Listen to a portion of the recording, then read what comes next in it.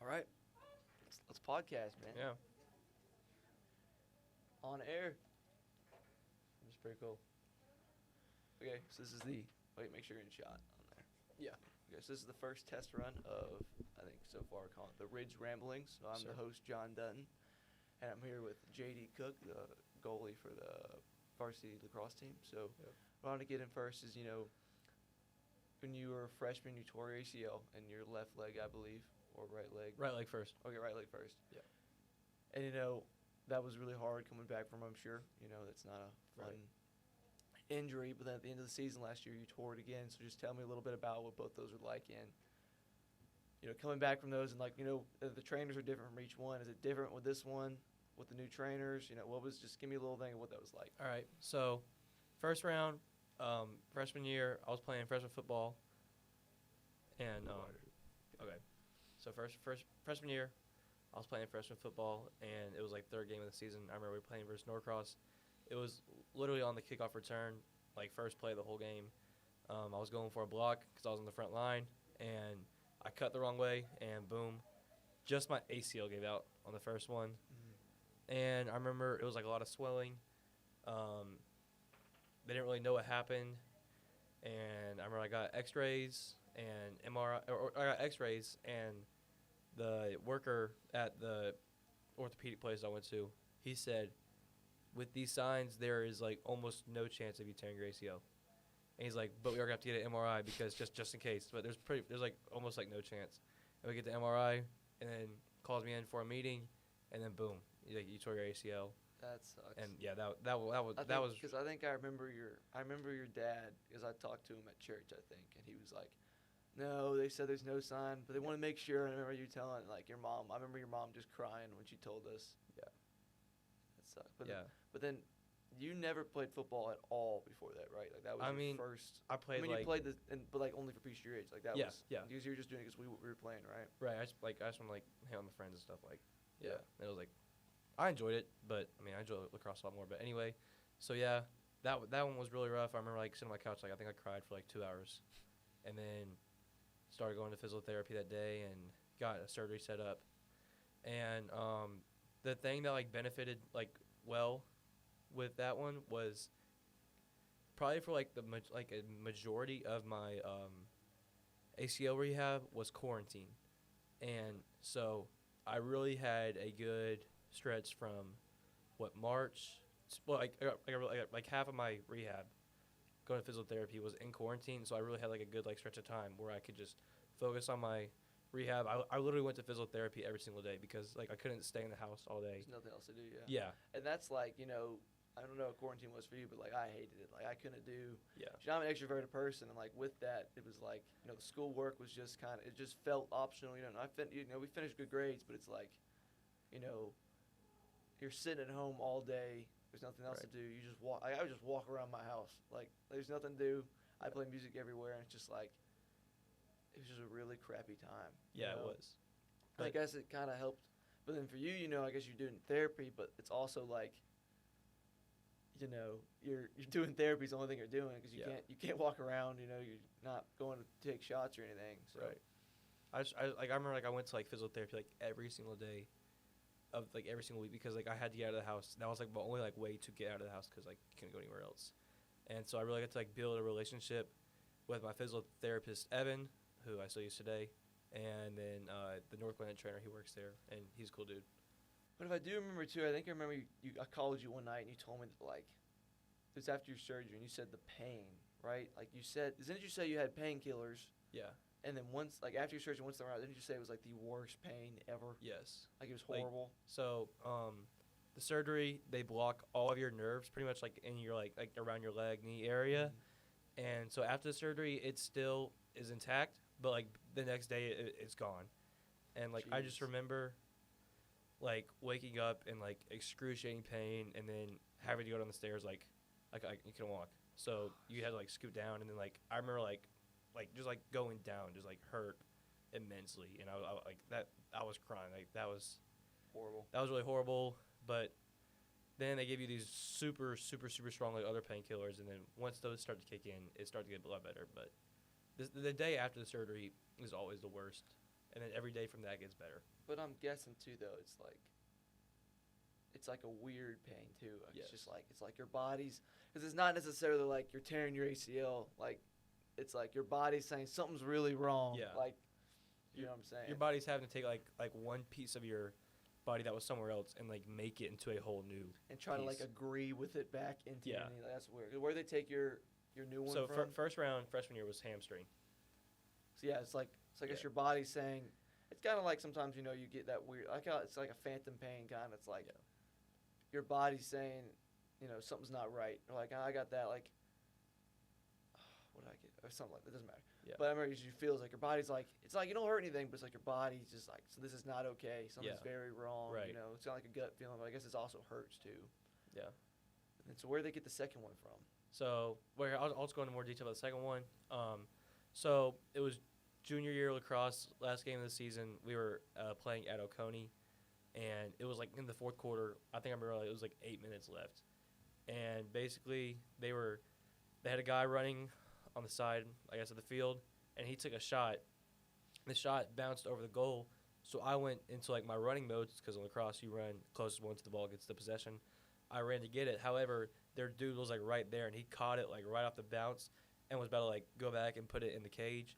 And so I like going from like running mode to like getting like right back So you into like cut- a it's goalie like mode. You're stepping, then you cut Yeah. back, and when you cut, I And then gotcha. like I landed, and then like my whole knee just like exploded. It felt like, and That like, was multiple, right? 'Cause Yeah. I remember you said it was like that was so MCL. so that time I tore ACL, both meniscuses, and then MCL, and then this little ligament like near your kneecap called MPFL. But I mean, I just remember like tearing that. I think that was like the worst pain I think I've ever had. Like Yeah, like like, that was worse just- than first I round. remember you like screaming when that happened. Like, Yeah. that was bad. Like I was screaming, the whole place went silent. I threw off my helmet, threw off my gloves. Like I just like threw everything. and it then was, what it did was the rough. trainer tell you?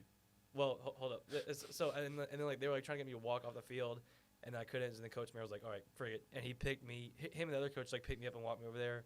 And so I go over there to the opposing team's like trainer, and we're sitting on this golf cart, and she's like testing out my knee or whatever to like see like if there's still stability. And she's like, "I don't think you tore anything." She literally told me you're overreacting and like quit doing this. And she said I was overreacting because I had already torn one.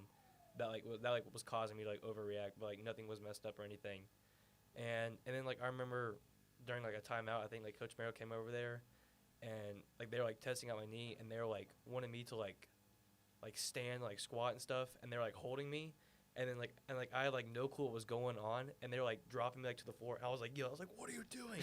I was like I was crying. It was rough, but I mean. And in that game, like it was like a really like intense like part of the game, and luckily we ended up winning. The backup goalie Evan, shout out Evan, he came in and saved the day, and our offense was able to hold the ball, and we won by like probably 2 or 3. But yeah, that was like rough. Like I remember I was crying, and I was like for a second there, like I thought like all of like my lacrosse was done. Mm-hmm. Like I really thought, and like I'm a big guy on my faith, and like I really like questioned God for like I remember like 10 minutes there, like I just sat there asking like why God, like and another reason like why like hurt like even worse was because a month later I was about to go into summer ball, and that's where I was gonna get the most heavily recruited. It was like this summer, like that's what I was looking forward to, and then like just like 8 minutes left of my season, and then boom, all that happens. But so second tear, well in the first tear, like I was on crutches, I could not walk whatsoever. The second tear I tore a lot more stuff, and I just put a sleeve on and I could walk. It was really like weird. That It is was, like, the weird. strangest thing. So, Coach Botts, like he said the same thing. Like Coach Botts said when he went here, his buddy wrestled at Collins Hill, and he tore his ACL like the second, like the before the last week of football season. He tore his ACL, didn't matter, put a big old brace on it, went the entire wrestling season, won a state championship. Wow. And it's just like me and you aren't that gifted. I guess we're not very flexible. Like some people, he said like some people do not need the ACL as like support as much as Yeah. others. Like his knee, everything else was strong enough. He didn't need it. Right. Like he went out and wrestled, at a state championship level, Yeah. and he didn't have an ACL, so it's weird. Like, yeah, you could walk the second one, you couldn't walk the first one. It's weird. Right. And I think my body had been through something similar, and it like knew like a lot better how to react, and That's why I think I was able to walk. But yeah, so that was that was really rough.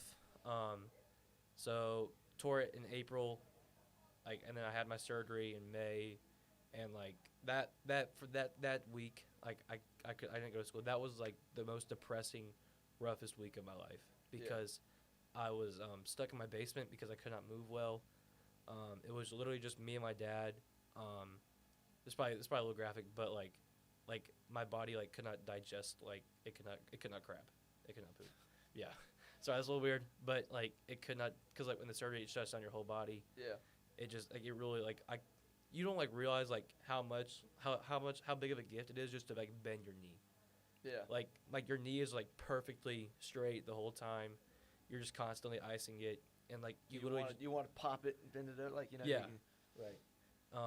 And so, yeah, I mean, I could only like be on my phone so much. I could only like watch movies. Like my brain, it was like really hurting because like I wasn't able to do anything active. Literally for fun, I would go outside and just sit on a chair and just look at the trees for an hour.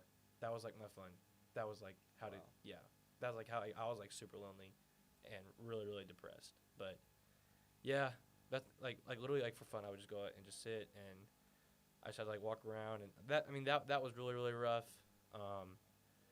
But and then you could not shower, like just think of like every single thing in your life that you do. No, well about the fourth day I could shower, but it literally took me like an hour to like prepare for that shower, just because of like the way like you had to like sit down, you cannot get like any part of like your legs wet or anything. Because there's stitches and stuff. Yeah, and then just like the amount of pain it was to like do that, and it sucks. Is like you can't really bathe yourself. Another thing about like this, like that week that sucks, is you are always dependent on somebody for every single thing you have. You can't. Nothing you can do by yourself. Right. Nothing. So like I depend on somebody to bathe me, and yeah, that was like it was a really really depressing like rough week of my life. But you know, you get through it, and like the rehab goes, like the start of surgery is like the worst, and like the more you go, a lot more better and like fun it gets. Mm-hmm. But and like I just remember like the amount of like joy I had whenever I was like able to walk, like you take that like so much for granted, but like just like being able to walk, like that was like just like incredible. And then now I'm getting to run, and hopefully I'll be cleared soon. But yeah, that it's taught me a lot. It's made me a lot more grateful in my life and a lot closer to God. So yeah. You said you said you questioned God. Yeah. With that, so when did you kind of face that, or when did you kind of change with that? Like, well, I think like in the first 10 minutes I was like in so much pain, just angry. Yeah. Just angry. I was like really upset, and I really like through the first ACL he taught me a lot, and so I kind of like began to like come to the realization that like this is like there's a reason behind it. I do not know what that reason is, but there's a reason behind it, and there's like it was gonna happen anyway, and so yeah. Yes. Yeah. But then you did you made the Cumberlands. Yeah. You're set for Cumberlands. You're gonna sign, I guess, whenever. Yeah. So like when did you visit? When did they recruit you? What was it like? Because you said like most of your recruiting was kind of washed when you tore your ACL. Right. So what was it like, kind of getting that recruitment? And then what did you like about the Cumberlands? So my recruitment went sophomore summer. I played summer lacrosse, and Cumberlands and Barry. Those were like the first two schools to like look at me. So I went on a visit at Barry, and yes, those were like the first two schools to look at me like after my first tournament. I visited Barry, liked it a lot, and then about like 2 weeks later, I went but with Barry there was like a bunch of other people there. Mm-hmm. When I went to Cumberland, like it was like very personal to me. Mm-hmm. I mean the campus is gorgeous. It's like not too far, not too close to the house, and I mean it's a really nice Christian environment. I really just like fell in love with like everything there at Cumberland's. But I mean it is NAIA. I personally believe I could have gone to a higher competitive level, but I'll take it. I think I like it. I remember talking to Maro like one day, just like being for, and he said he 100% thought it could be like Division I goalie. Yeah. He said like it just depends where you are. Like you're in Georgia and you play for not a great team overall. But he said like, I don't know what you mean. Like he 100% was like, yeah, he could be Division I goalie. Yeah. and things just kind of didn't go your way. But, Right. I think you're supposed to go to the Cumberlands. Like, Yeah. that's part of the plan. But I want you to know that Maro told me for real, he was like, you 100% could win divisional goal. It's just, Yeah. that's just the way it goes. But Right. like, you weren't going to go play in the PLL. Right. So you're probably going to get a better education or enjoy it more at Yeah. Cumberland's than you are wherever you would have went for that. Like it won't take over my life at Cumberland's. Like I love Exactly. lacrosse, but don't want to be your whole life. Yep. But so after I tore my ACL in the junior year, I literally searched up like every single D1, D2, D3 NAIA school, probably like at max 6 hours from my house, and I emailed every single Everyone. school. I made a highlight tape, and like I sent out a big email. So I sent it over to like over 90 schools, and I only got like 10 responses, which it's all right. And then I went on a few visits with some of those schools, and none of them could outdo the Cumberlands. Like Cumberlands had like literally like everything I needed, and like they were all nice, they were all good, but like they were all missing something that Cumberlands had. Yeah. So How far is Cumberland? Cumberlands is 4 hours away. And Really? Yeah. What? It's not that far. No, it's not. I thought it was in West Virginia. It's in Kentucky. Yeah. Okay. Yeah. How far is it away from Annapolis, Maryland? Probably like 7 or 8 That's probably hours. max, Yeah. yeah. It's an hour from Knoxville, hour from Lexington. So like you're right. You're not too far from like the big schools like University of Tennessee and University of Kentucky. Yeah. So You go to football games. yeah, exactly. You can go be a Tennessee fan. Okay. I'll go watch Georgia when they You play. watch George play 'em. Yeah. And get beat. Yeah. But I'm really excited for this opportunity.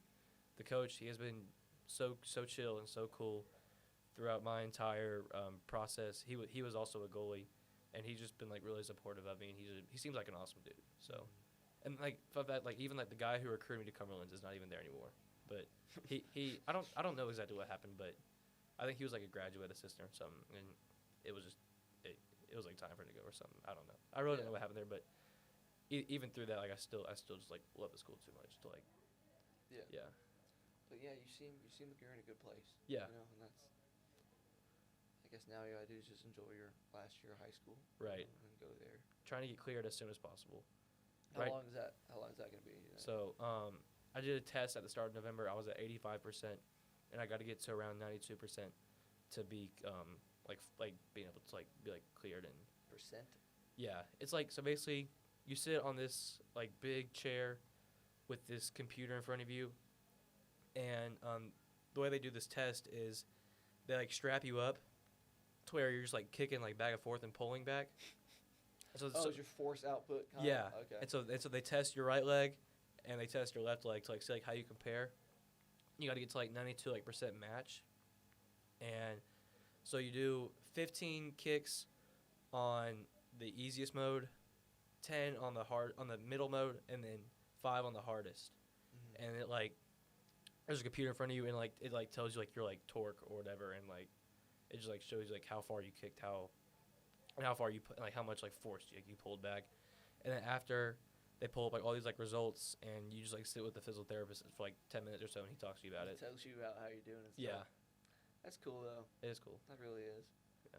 It's like today. Do you feel pain? Does it hurt? Like, would you say like, do you feel normal right now? You just can't be normal because of the test, or like? I mean, I would say that your knee is never gonna be like the exact same.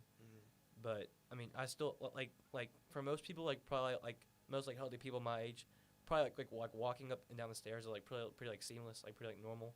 For me, like I like still like I'm like gonna feel it in this leg, probably until like a few years and until I like start getting like more strength. But yeah, but besides that, it's about the same.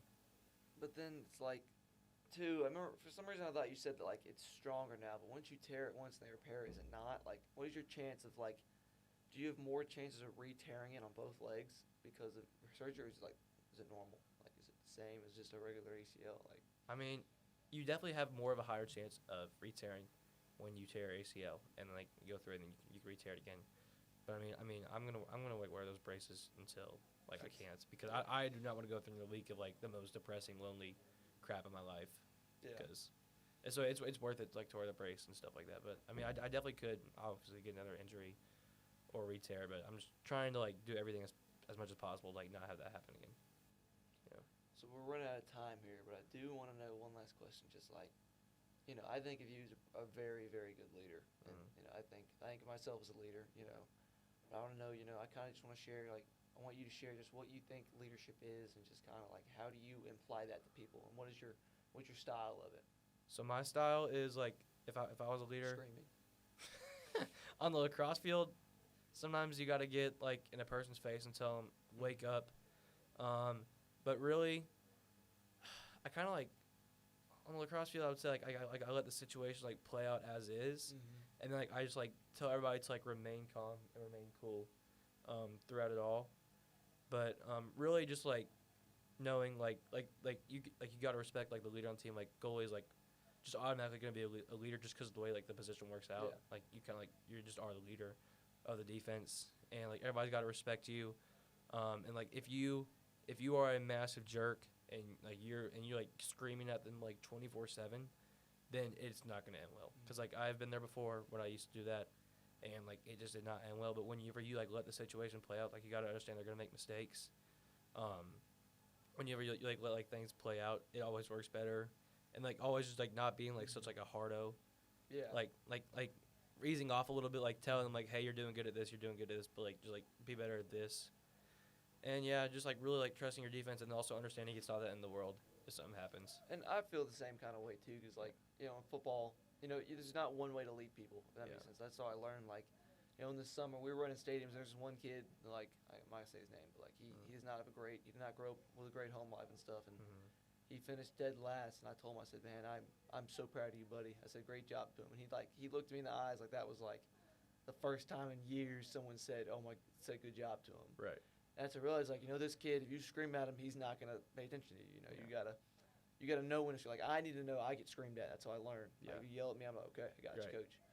Like, some people don't learn like that. You got to, that's just kind of the thing. It's like, leadership is not one concrete way to do stuff. You got to adapt to different people. And, you got to, I would say it's an art form, and it's constantly adapting all the time. Yeah. But I would totally agree. But that is all the time we have for today. It was great, D. It was great. Great time having you on. It was Yeah. a lot of fun for the first edition of the Dumb Dude podcast. Yep. JD Cook was our guest, and we will see y'all next time. All right.